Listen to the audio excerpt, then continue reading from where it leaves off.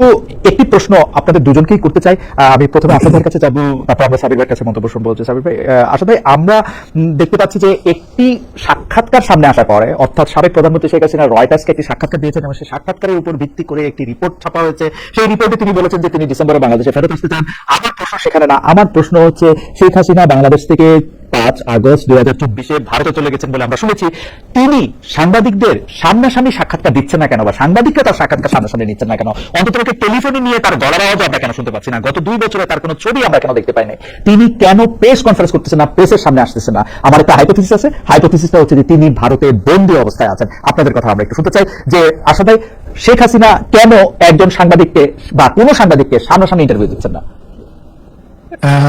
এটার আমার সাথে তো শেখ হাসিনার কোনো যোগাযোগ নেই, ফলে আমি জানিও না কিছু।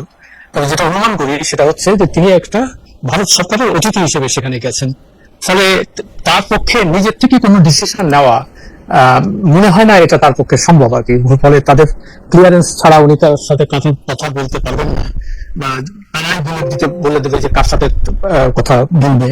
আর তিনি যে জায়গাটাতে আছেন সেটা একটা সংরক্ষিত এলাকা। আমি ওই এলাকাটা বেশ মোটামুটি চিনি, লোদি গার্ডেনের কাছে, খুবই পশ ভিআইপিদের এলাকা সব। তো আমার ওইটাই মনে হয় যে তাদের সম্মতি ছাড়া বা তাদের কি বলবো এটাকে, অনুমতি ছাড়া, অনুমতি হয়তো বলাটা ঠিক, আমি অ্যাজ আই সেড আমি জানি না আর কি। 1 নম্বর, যেহেতু তিনি একটা বিদেশে আছেন, বিদেশের সরকারের অতিথি হিসেবে আছেন, ফলে এটা ধরেই নেওয়া যায় যে তাদের ক্লিয়ারেন্স না পেলে তার পক্ষে এই ধরনের কথাবার্তা বলা মনে হয় ঠিক উনি মনে করছেন যে ঠিক হয় না। আর তার যারা হোস্ট যারা, তারাও হয়তো একই বিবেচনায় সেটা করেছেন। আসলে আমার 3টা প্রশ্ন আছে আপনার এখানে। যে আপনি বলছেন যে তিনি ভারত সরকারের অতিথি হিসেবে আছেন, আপনি বলছেন তাদের ক্লিয়ারেন্স ছাড়া তিনি কথা বলতে পারবেন না। অতিথি ক্লিয়ারেন্স ছাড়া কথা না বলতে পারা মানে তো তাকে মনে হয় যে তিনি বন্দী আছেন, তার চলাফেরা কথা বলা সীমিত। 2 হচ্ছে তিনি যে লোডি গার্ডেনে আছেন সেটা আমরা আসলে কি করে জানি?